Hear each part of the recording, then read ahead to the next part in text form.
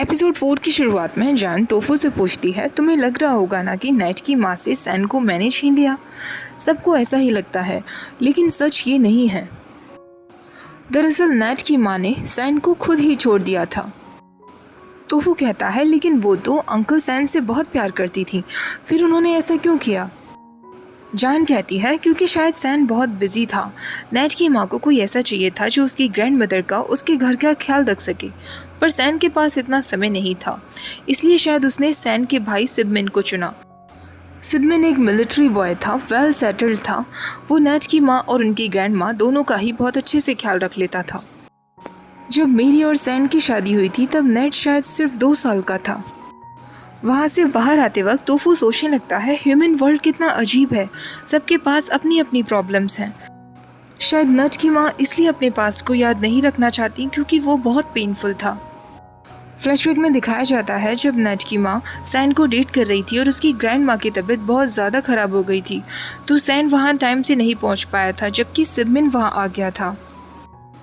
वो दोनों मिलकर उन्हें हॉस्पिटल ले जाते हैं। हॉस्पिटल से वापस लौटते वक्त सिबमिन नेट की माँ को बताता है, सैन किसी काम में बहुत ज़्यादा बिजी था इसलिए वो नहीं आ पाया। लेकिन तभी वो दोनों देखते हैं सैन जान के साथ रेस्टोरेंट में बैठा हुआ था। अगले दिन नेट की माँ सैन से कह देती है, आप मेरा और मेरी ग्रैंड माँ का ख्याल रखते रखते परेशान हो गए होंगे, अब आप मेरी तरफ से फ्री हैं। सिबमिन ने मेरी ग्रैंड माँ से वादा किया है कि वो मेरा ख्याल रखेगा, हम दोनों शादी कर रहे हैं। ऐसा कहकर वो रोते हुए सिबमिन के साथ वहाँ से चली जाती है। फ्लैशबैक ख़त्म होता है। नेट की माँ गैन की फैमिली के समझाने पर हॉस्पिटल में अपने ट्रीटमेंट के लिए आ जाती है। नेट गैन की माँ को थैंक्स बोलता है, तो गैन की माँ उससे कहती हैं, तुम्हारी माँ हमारे लिए कोई स्ट्रेंजर नहीं है, इसमें थैंक्स की कोई ज़रूरत नहीं। नेट कहता है, लेकिन मुझे ये समझ नहीं आ रहा वो सच्चाई को स्वीकार करने के लिए तैयार क्यों नहीं है। गैन की माँ उससे कहती हैं, कभी कभी हमें सच को एक्सेप्ट करने में बहुत टाइम लगता है, स्पेशली वो सच जिसने हमें बहुत दुख दिया हो। तुम्हें अपनी माँ को समय देना चाहिए, वो धीरे धीरे एक्सेप्ट करना शुरू कर देगी। जब नेट अपनी माँ को हॉस्पिटल से ले जा रहा होता है तो वहाँ सैन भी मौजूद था। सैन उन दोनों को देख लेता है। गैन का फादर, जो सैन को ऑलरेडी जानता था, वो उससे बात करने के लिए आता है और उसे बताता है कि नेट की माँ की तबीयत फिर से पहले की तरह ख़राब रहने लगी है। सैन कहता है, मुझे यहाँ हॉस्पिटल में कुछ काम था इसलिए मैं आया था, वरना मुझे पता ही नहीं चल पाता।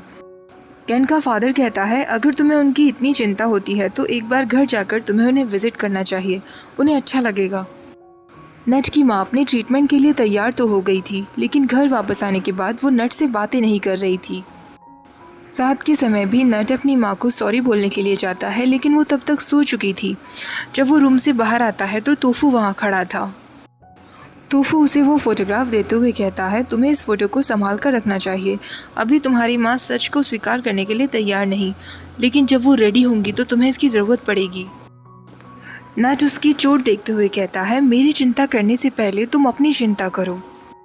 नेट उसकी चोट पर दवा लगा रहा होता है तो तोफू कहता है, मुझे सब पता चल गया है, जान ने मुझे तुम्हारे फादर के बारे में और सैन के बारे में बता दिया है। नेट उसे कहता है, मैंने मना किया था ना, जब तक तुम यहाँ हो जान के नज़दीक भी मत जाना, फिर तुम क्यों गए? तोफू कहता है, मैं क्या करता, मुझे सच जानना था।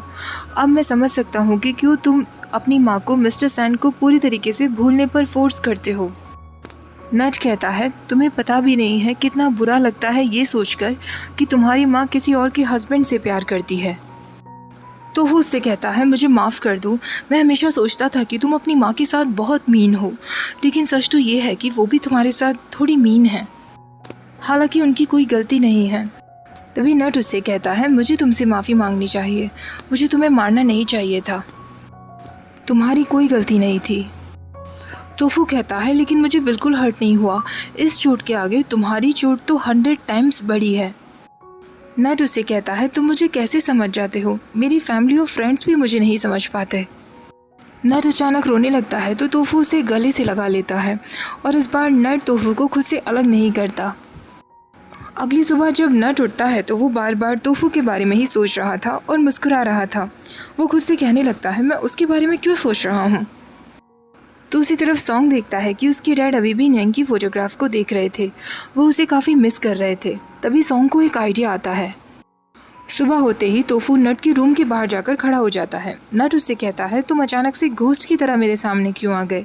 तो तोफू कहता है कौन घोस्ट इतना हैंडसम होता है? तोफू नट के बेड को ठीक करते हुए उससे पूछता है मैं बस देखने आया था, तुम रात को ठीक से तो सोए थे ना? नट उससे कहता है हाँ, और तुम्हारी चोट अब ठीक है ना? तोफू कहता है तुम्हें खुश देखकर मेरा सारा पेन चला जाता है। अब आगे से तुम्हें कभी भी किसी को हक करना हो तो मैं हमेशा तुम्हें हक करने के लिए तैयार हूँ। दोनों एक दूसरे के बहुत नज़दीक आ जाते हैं। तभी उन्हें नीचे से आवाज़ आती है। जब दोनों नीचे आते हैं तो वो देखते हैं खुनचाई ने अपने ऊपर सॉस गिरा ली थी। नेट उसे नहलाने के लिए लेकर जाता है। तभी तोफू उसके लिए टूथब्रश और उसके सारे कपड़े उठाकर ले आता है। नेट उससे कहता है ये सब की क्या ज़रूरत है? तो टोफू कहता है तुम कहते हो ना नहाने से पहले टूथब्रश करना चाहिए। नेट उससे कहता है खुनचाई एक डॉग है, हम डॉग को नहला रहे हैं, तुम्हें नहीं। अब नट तोफू को पानी डालने के लिए कहता है तो तोफू नट के ऊपर ही पानी डाल देता है। नट उसे कहता है ये मैं कर लूँगा, तुम खुनचाई को पकड़ो। अब नट खुनचाई को नहला रहा होता है। उसे अचानक से मस्ती का सोचता है और वो तोफू के ऊपर भी पानी डाल देता है। दोनों एक दूसरे के ऊपर पानी डालने लगते हैं और एंजॉय कर रहे होते हैं। अचानक से खुनचाई तोफू के ऊपर चढ़ जाता है, जिस वजह से तोफू नट के ऊपर गिर जाता है। वो दोनों काफ़ी टाइम तक एक दूसरे को देखते रहते हैं। अचानक से प्रिप वहाँ आ जाती है और उन दोनों को देख लेती है। जब तीनों अंदर जाती हैं तो नट प्रिप से कहता है मुझे इस तरह क्या देख रही हो? हम खुनचाई को नहला रहे थे और मैं अचानक फिसल गया और कोई बात नहीं है। तभी तोफू भी कहता है हाँ, नट फिसल गया था और मैं उसके ऊपर गिर गया। नट की माँ प्रिप से कहती हैं खुनचाई हमेशा ऐसा ही करता है, अब तुम घर आई हो तो डिनर करके ही जाना। प्रिप तुरंत हाँ कर देती है। तो नट उससे कहता है तुम यहाँ कर क्या रही हो? तुम्हारे घर पे खाना नहीं मिलता क्या? प्रिप उससे कहती है मैं तुम्हें अपना वर्क चेक कराने के लिए आई थी। वो उसे फाइल देती है और टोफू को अपने साथ बाहर ले आती है। प्रिप तोफू से कहती है मुझे सच सच बताओ, क्या तुम नट को पसंद करते हो और तुम चाहती हो कि वो तुम्हारा बॉयफ्रेंड बन जाए? तोफू उससे कहता है बॉयफ्रेंड ये क्या होता है, मैं तो बस टेडी बियर बनना चाहता हूँ। तो प्रिप उससे कहती है तुम सच में बेवकूफ़ हो, मुझे तुम्हें समझाना पड़ेगा। क्या तुम्हें नट के लिए प्यार वाली फीलिंग आती है? जब तुम उसके नज़दीक होते हो तो क्या तुम्हारी धड़कनें बढ़ जाती हैं? तोफू अपने दिल पर हाथ रखते हुए कहता है मेरी धड़कनें तो अभी भी चल रही हैं, तो क्या मैं तुम्हें भी पसंद करता हूँ? प्रिप उससे कहती है तुम पागल हो क्या, धड़कनें तो चलेंगी ही वरना हम मर नहीं जाएंगे। मेरे कहने का मतलब है क्या तुम्हारी हार्ट बीट्स पहले से फास्ट हो जाती हैं? नट उन दोनों की बातें सुन रहा था। तोफू कहता है अभी थोड़ी देर पहले जब मैं नट के पास था तो मेरी धड़कनें बढ़ गई थी, लेकिन वो तो इस वजह से हो सकता है ना क्योंकि मैं खुनचाई के पीछे भाग रहा था। मुझे नहीं लगता कि मैं उस तरह नट को पसंद करता हूँ। नट ये सब सुन लेता है और वहाँ से चला जाता है। अब प्रिप उससे कहती है अगर वो तुम्हारे टाइप का नहीं है तो क्या तुम उसे मेरा बॉयफ्रेंड बनाने में मेरी मदद कर सकते हो? तोफू हाँ कर देता है, लेकिन वो प्रिप से कहता है पर ये बॉयफ्रेंड होता क्या है? प्रिप उससे कहती है मुझे फिर से सबको समझाना पड़ेगा क्या? अब प्रिप उससे पूछती है नट के बारे में जो भी कुछ जानते हो वो मुझे सब बता दो, स्पेशली उसके डार्क सीक्रेट्स जो बाहर किसी को ना पता हो। तोफू कहता है नट जब बाहर से ड्रिंक करके आता है तो वो शर्टलेस ही सो जाता है। कभी कभी तो वो पैंट्स भी नहीं पहनता क्योंकि उसे बहुत गर्मी लगती है। तभी प्रिप उससे कहती है तुम्हें इस बारे में कैसे पता, क्या तुम उसके साथ होते हो? तो तोफू कहता है नहीं, मुझे ये नट की माँ ने बताया था। अब प्रिप कहती है नट को कॉफ़ी बहुत पसंद है, बिना मिल्क और बिना शुगर वाली। मुझे किचन में ले चलो, मैं अभी उसके लिए कॉफ़ी बनाती हूँ। प्रिप जब किचन में नट के लिए कॉफ़ी बनाने के लिए जाती है तो वो देखती है खुनचाई वो टी शर्ट पहन कर आ रहा था जो एक बार प्रिप ने नट को गिफ्ट में दी थी। बेचारी प्रिप का दिल फिर से टूट जाता है। नट गैन के घर आ गया था। गैन उससे कहता है वो बेचारी तुम्हारी इतनी परवाह करती है और तुमने उसके गिफ्ट को अपने पेट डॉग को दे दिया। नट कहता है उसने वो मेरे लिए खरीदी थी ना, तो मैं चाहूँ तो वो किसी को भी दे सकता हूँ। वो समझती ही नहीं कि मुझे उसमें इंटरेस्ट नहीं है। आज मेरा डे ऑफ था और वो मेरे घर चली आई, इसलिए मुझे तुम्हारे घर आना पड़ा थोड़ी शांति पाने के लिए। तभी गैन के मॉम डैड वहाँ आ जाते हैं। वो नट के लिए काफ़ी कुछ बना कर लाए थे। गैन ये देखकर चिढ़ने लगता है और उनसे कहता है आज तक मेरे लिए तो आपने इतना कुछ नहीं बनाया। गैन के मॉम डैड और भी ज़्यादा उसे टीज़ करने लगते हैं। ये सब देखकर नट सोचने लगता है कि काश वो भी अपने मॉम डैड के साथ इस तरह टाइम स्पेंड कर पाता। डायरेक्टर ने BL सीरीज़ के लीड रोल में सॉन्ग को सेलेक्ट कर लिया था। ये देखने के बाद गैन कहता है आप इसे कैसे सेलेक्ट कर सकते हैं, इसे बिल्कुल भी एक्सपीरियंस नहीं है। अचानक से सॉन्ग वहाँ आ जाता है और गैन से कहता है, अगर आपको लगता है कि मुझे एक्सपीरियंस नहीं है तो एक बार मुझे ट्राई करके देखिए ना। आफ्टरनून के वक्त नट की माँ को अचानक से मिस्टर सैन दिखने बंद हो जाते हैं तो वो फिर से बहुत घबराने लगती हैं। जब तोफू वहाँ आता है तो उसे याद आता है नट ने कल रात को उसे बताया था कि ट्रीटमेंट के चलते मेरी माँ को मिस्टर सैन दिखने बंद हो जाएंगे, इसलिए वो कभी कभी घबराने लगेंगी। तुम्हें उनकी बातों को ठीक से सुनना है और टॉपिक को चेंज करने की कोशिश करनी है। प्लीज़ मेरी एब्सेंस में उनका ख्याल रखना। तोफू बिल्कुल ऐसा ही करता है। वो नट की माँ से कहता है, मुझे बहुत भूख लग रही है, क्या आप प्लीज़ मेरे लिए कुछ खाने के लिए बना सकती हैं। नट की माँ तुरंत ठीक हो जाती हैं और वो उससे कहती है, मैं अभी कुछ बना कर लाती हूँ। सॉन्ग अपनी सीरीज़ में एक बास्केटबॉल प्लेयर का रोल प्ले करने वाला था।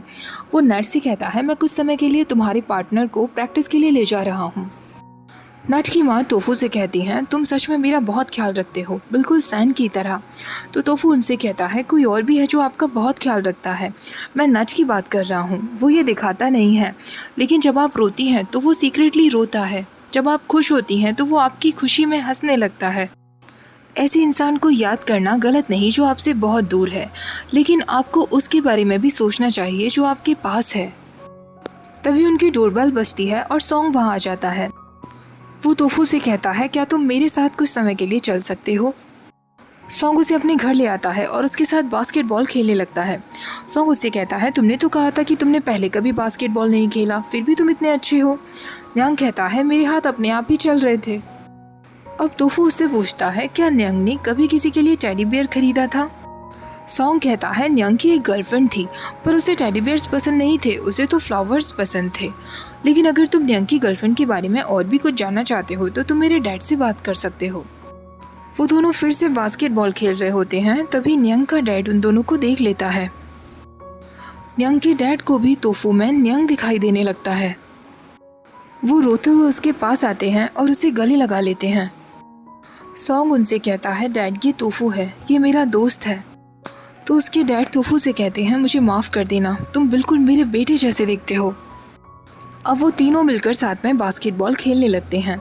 अपने डैड को मुस्कुराता हुआ देखकर सॉन्ग उनसे कहता है, आज इतने दिनों बाद मैंने आपको हंसते हुए देखा।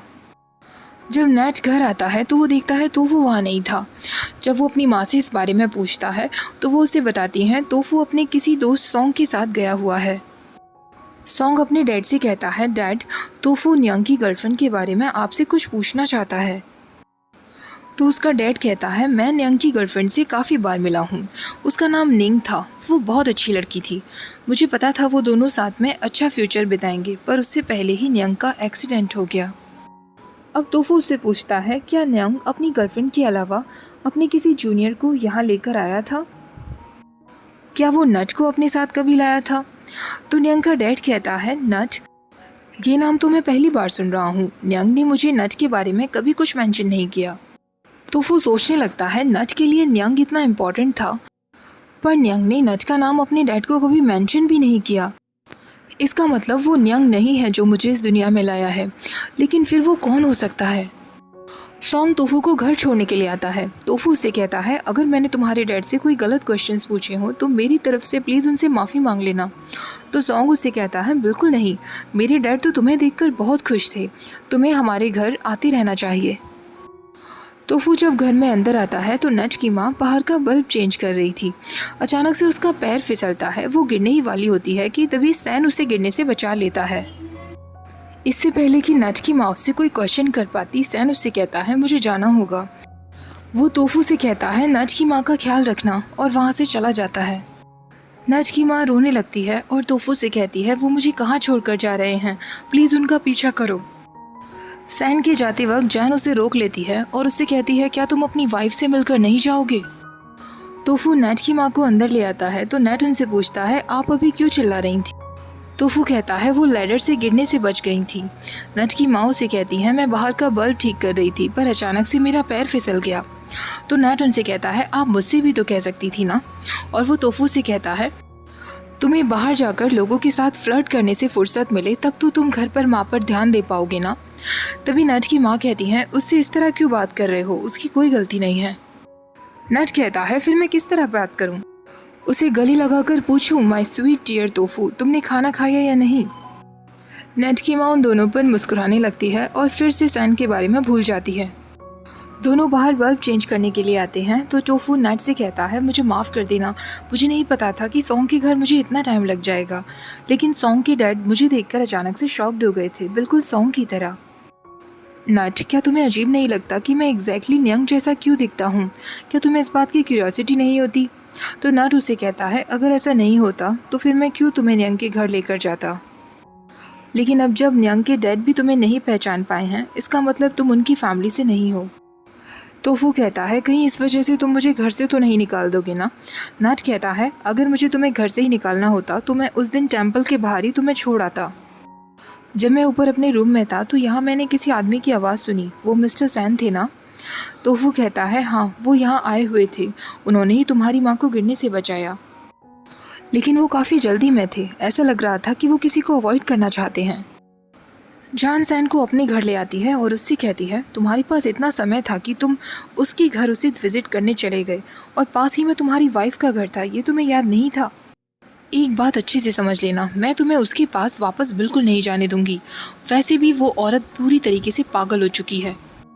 अगर तुम्हें एक पागल को अपनी वाइफ नहीं बनाना तो कोई ज़रूरत नहीं है उसके पास जाने की। तो सैन कहता है, मेरी ऑलरेडी एक पागल वाइफ है और तुम अच्छे से जानती हो कि यहाँ बैंकॉक हॉस्पिटल में मैं किसके लिए आया था। अब मेरा दिमाग खाना बंद करो, मैं वापस जा रहा हूँ। तो जान उससे कहती है, हाँ जाओ, वैसे भी तुम उसके साथ सो चुके हो, अब उसके साथ रहने में क्या प्रॉब्लम है? सैन उससे कहता है, तुम्हारी इतनी हिम्मत, हम दोनों के बीच में ऐसा कुछ नहीं हुआ। तो जैन कहती है, फिर क्यों तुम्हारे भाई ने जेलसी में आकर तुम्हें बंद कर दिया था? सैन कहता है, मेरे पास तुम्हारे फालतू क्वेश्चंस का जवाब नहीं है। क्या तुम्हें कोई चिंता भी है? तुम्हारा नेफ्यू कोमा में है।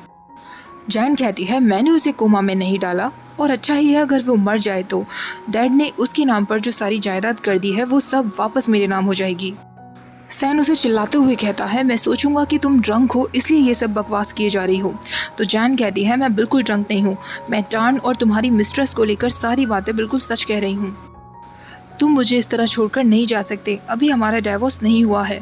तो सैन कहता है, फिर तुम क्यों मुझे डाइवोर्स नहीं दे देती? मैं इतनी बार तुम्हें पेपर्स भिजवा चुका हूँ। जैन कहती है, मुझे सच सच बताना, तुम नट से इतना प्यार करते हो क्योंकि वो तुम्हारा खुद का बेटा है ना? सैन उससे कहता है, तुम्हारे अंदर बिल्कुल शर्म नहीं है। तभी नट वहाँ आता है और ये सब सुन लेता है। नट सैन को अपने साथ चलने के लिए कहता है। सैन उससे कहता है, आज मैं तुम्हारी परमिशन के बिना तुम्हारे घर चला आया था, मुझे माफ़ कर देना। तो नट कहता है, आपको माफ़ी मांगने की ज़रूरत नहीं, आप मेरे अंकल हैं, आपको अक्सर हमें विज़िट करना चाहिए। अब आपने देख ही लिया है कि माँ की कंडीशन कैसी है। सैन कहता है, वो लड़का जो वहाँ रह रहा है, क्या वो कोई केयर टेकर है? तो नट कहता है, नहीं, वो केयर टेकर नहीं है, वो मेरा दोस्त है। वो थोड़ा सा पागल है, अगर उसने कोई वियर्ड हरकतें की हो तो उन बातों पर ध्यान मत देना। तो सैन कहता है, नहीं, मुझे तो वो काफ़ी क्यूट लगा, ऐसा लगता है कि वो लड़का बहुत भरोसेमंद है। अब नट रोते हुए कहता है, कभी कभी मैं सोचता हूँ कि काश मॉम ने आपसे शादी की होती तो शायद मेरी और मॉम की हालत आज ऐसी ना होती। सैन कहता है, कभी कभी हम पास्ट में ऐसी गलतियाँ कर देते हैं जिन्हें कभी भी सुधारा नहीं जा सकता। दूसरी तरफ सॉन्ग का डैड उसे थैंक्स बोलता है उसे टोफू से मिलवाने के लिए। तो सॉन्ग उससे कहता है, डैड सच सच बताना, कहीं आपकी कोई मिस्ट्रेस तो नहीं थी जिससे आपका एक और बेटा हो? तो सॉन्ग का डैड उससे कहता है, क्या तुम पागल हो गए हो? मैं एक पुलिस ऑफिसर हूँ, मेरे पास इतना समय नहीं होता कि मैं मिस्ट्रेस रख सकूँ। सॉन्ग कहता है, लेकिन टोफू एकदम न्यंग जैसा दिखता है। डैड, क्या आप प्लीज़ टोफू की लाइफ के बारे में पता लगा सकते हैं? सॉन्ग का डैड कहता है, ठीक है, मैं इस बारे में पता लगाता हूँ। दूसरी तरफ टोफू को नट की माँ के साथ साथ जैन के लिए भी बहुत बुरा लग रहा था, क्योंकि उसे तो वही बातें पता थी जो जैन ने उसे बताई थी। टोफू को लग रहा था कि जैन के साथ भी बहुत गलत हुआ है और यहीं पर यह एपिसोड भी ख़त्म हो जाता है। मिलते हैं एपिसोड 5 में। वीडियो पसंद आई हो तो प्लीज़ लाइक शेयर, चैनल को सब्सक्राइब करना मत भूलिएगा। Thank you for watching, bye bye.